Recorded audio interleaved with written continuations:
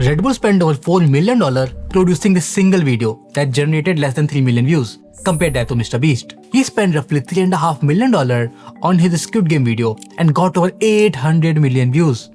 If you look at this through the lens of a YouTuber, Red Bull is losing. And it doesn't stop there. Red Bull spent over $30 million on the Stratos jump alone. They spend hundreds of millions annually on a Formula 1 team. But why? Why is a company that sells sugar water is pouring billions of dollars into YouTube videos that hardly get a million views? If you think the answer is brand awareness, you are thinking like an amateur. If you think the answer is marketing, you are looking at the wrong business model entirely. Red Bull isn't just a beverage company, it is a media empire with 1100 employees that happens to monetize through a can. And in this video, I am going to break down the exact economic framework they use to dominate attention and why their inefficient spending is actually the smartest monopoly play in history. To understand Red Bull, you first have to understand the macroeconomic of attention. Right now, the market has fundamentally shifted and 99% of the businesses are on the wrong side of the trade. The old model is based on rent. When Coke wants to sell you a soda, they have to pay a landlord. That landlord used to be NBC or Fox. Now that landlord is YouTube, Instagram or TikTok. Coke pays a tax to interrupt you for 15 seconds while you are trying to watch something else. But this rental model seems to be collapsing. Look at the numbers. 32% of Americans now use ad blockers. Globally, over 100 million people pay for YouTube Premium. Think about what that actually means. People are literally paying monthly subscription specifically to avoid the renters. People are paying money to not see Coca-Cola. The value of interruption is trending towards zero. But those same people, the one with ad blockers, the one paying for premium, they're voluntarily clicking on a 15-minute Red Bull documentary about kayaking in Antarctica. This is a fundamental shift.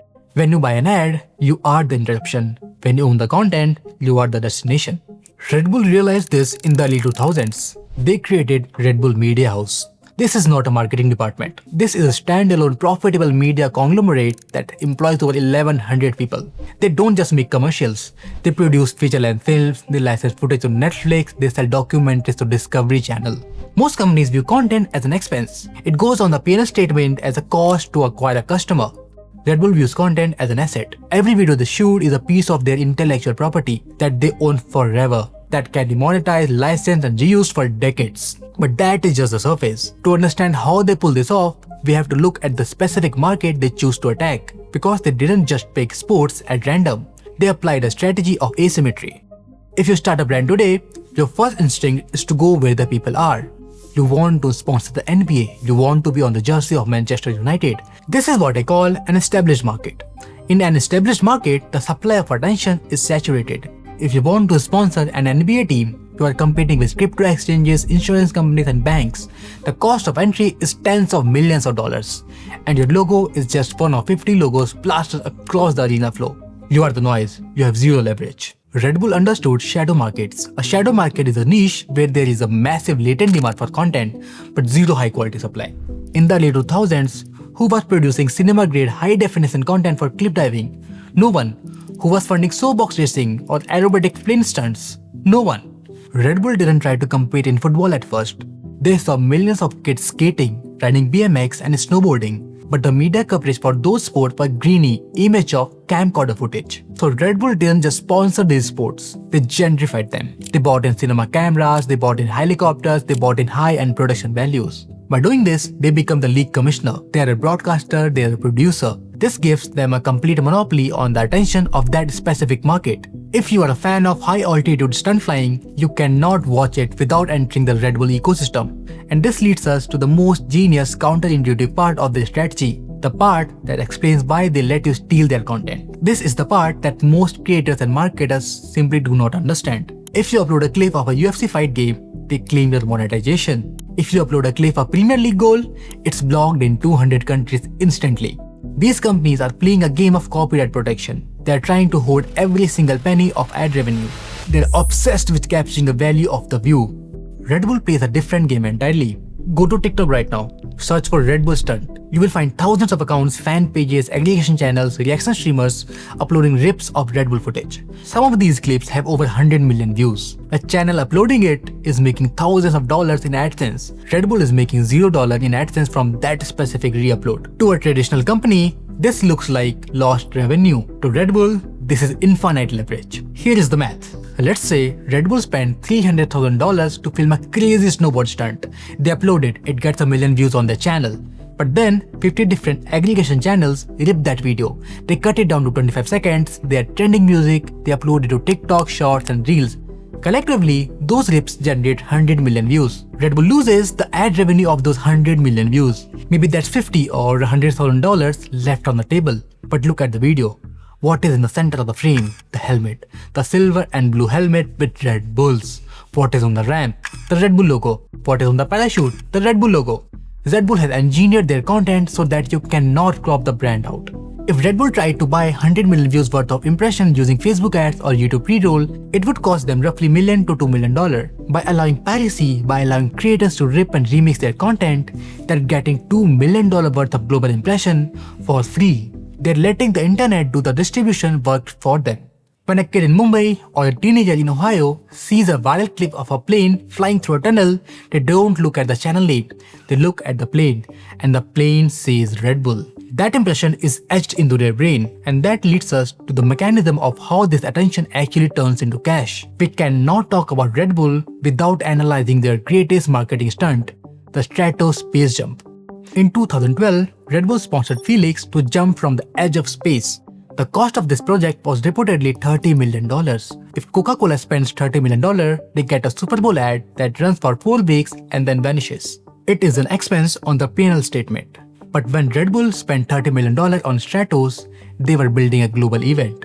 On the day of the jump, 8 million people watched live on YouTube. It was at the time the most watched live stream on the internet history. But that was just day 1. Because Red Bull owned the footage, they licensed the documentary rights to the BBC, National Geographic and the Discovery. They sold the story, the media value, the amount of free news coverage, talk show segment and articles were estimated at $6 billion.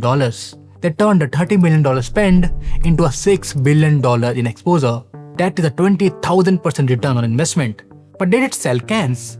This is the critic you always hear. Views are vanity, sales are sanity. In the 6 months following the jump, Red Bull sales in the US rose by 7%. Global sales increased by 13%. That single stunt generated an estimated $1.6 billion in additional revenue over the following period. This is the halo effect. You can copy the ingredient, you can copy their silver can, you can undercut their prices, but you cannot copy the fact that when a human being broke the sound barrier in freefall for the first time in history, he was wearing a Red Bull helmet. So we have established that Red Bull is a media empire. We have established that they dominate shadow markets. We have established that they weaponize viral clips. But how does this connect to the liquid in the can? So here's the truth. Red Bull tastes weird. If you have ever drank one, you know it. It has a medicinal metallic tang. It doesn't taste like refreshment, and that is a feature, not a bug. If Red Bull tasted like vanilla soda, it would be a commodity. It would be a treat. But Red Bull intentionally positioned the taste to signal function. The taste signals fuel. This brings us to the architecture of a brand. A brand isn't a logo or a color palette. A brand is the intentional pairing of relevant things. It is the association between two concepts. Red Bull has spent 30 years wiring your brain to associate the metallic taste with human potential. When you drink a Red Bull, you are not just buying a beverage. You watch the F1 driver defy death at 200 miles an hour. You watch the cliff diver jump from 80 feet. You watch human jump from space.